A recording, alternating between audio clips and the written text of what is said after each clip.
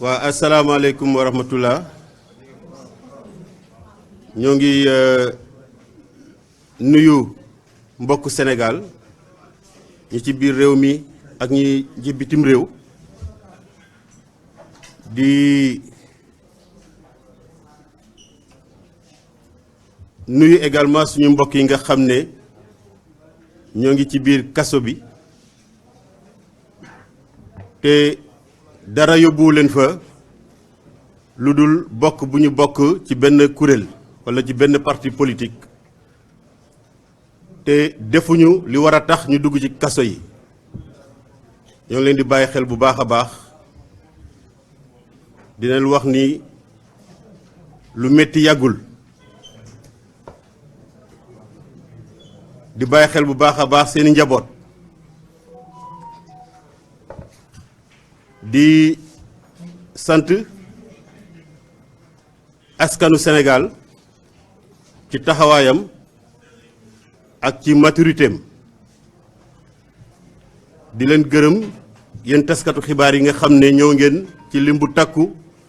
pour teewee ndaje mi mu nekk ndaje bu nga xam ne lu am solo la ci LACOS maanaam leader allié du candidat Ousmane Sonko boo leen xoolee tey teewaay bi di ngeen xam ne liñ daan wax biñ nekkee université l'heure est grave ndaxte war nañ mën a wax ne tey jii crise préélectorale am na fii ci Sénégal en 2024 liñ ko yóbbee nag du coobare acteurs politiques yi waaye ñi nga xam ne ñooy ëttu attekaay bu gën a kawe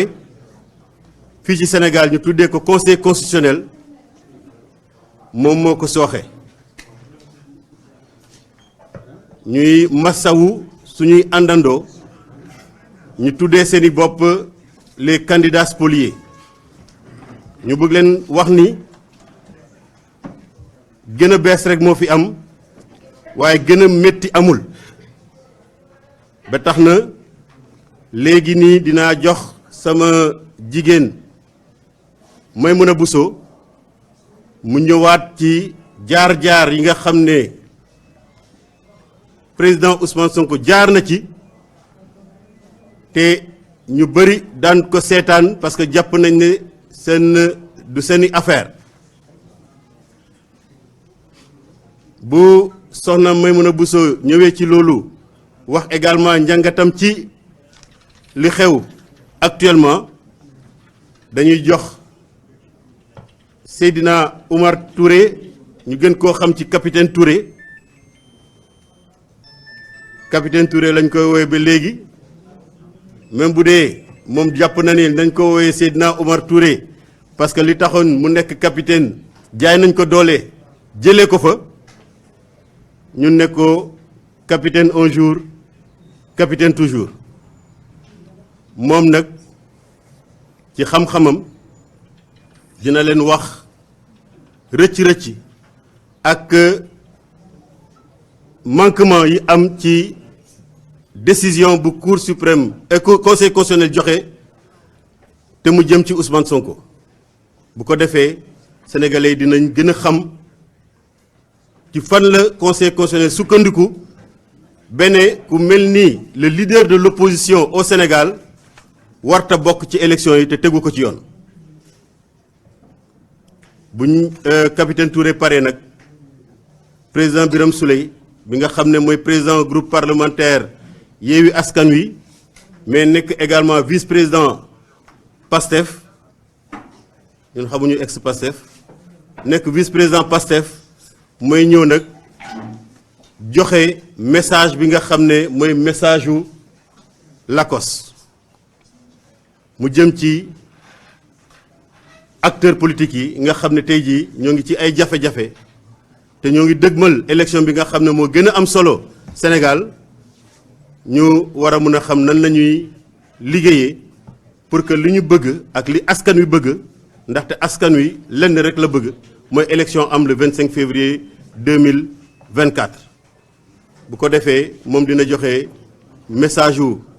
ak kaddu Lacoste mu tëj waxtaan bi. Je vais dire un petit mot en français parce qu'apparemment la presse étrangère est également bien représentée. Après les salutations et nos remerciements pour votre présence massive à ce point de presse qui est éminemment important pour nous, dans la mesure où nous considérons que la situation est très délicate et comme on le disait déjà quand on était sur le campus, que l'heure est grave, parce que sans doute on peut, et sans risque de se tromper, indiquer que nous sommes dans une crise préélectorale. Et cette crise préélectorale n'est pas le fait des acteurs politiques, mais c'est le fait de nos concitoyens qui ont été choisis pour faire partir de ceux qu'on appelle les 7 sages qui ont transformé notre Conseil constitutionnel en un machin. De sorte que beaucoup de candidats qui ont sué eau et sang pour trouver des parrainages, verser leur caution au niveau de la Caisse de dépôt et de consignation, se disent aujourd'hui spoliés par le Conseil constitutionnel.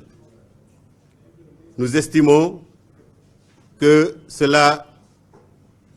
n'est pas une nouveauté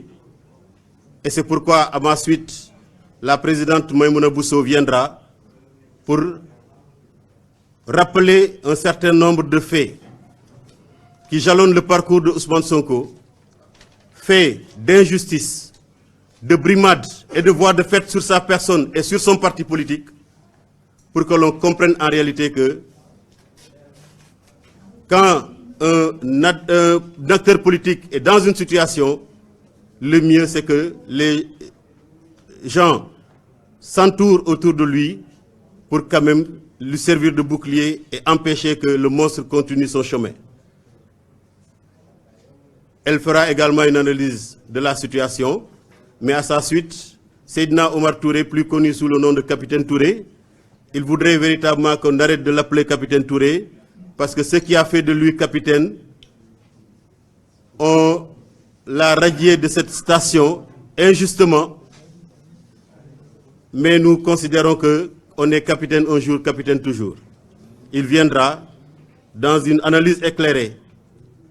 montrer au peuple sénégalais et au monde entier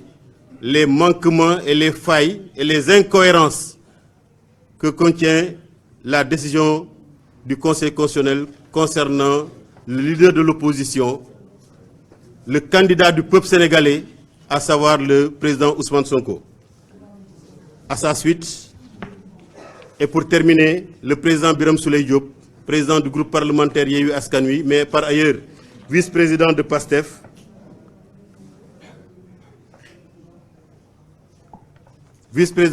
viendra livrer le message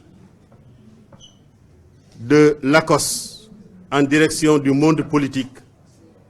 particulièrement en direction des candidats, des véritables candidats de l'opposition. Parce qu'aujourd'hui, on ne peut pas se tromper.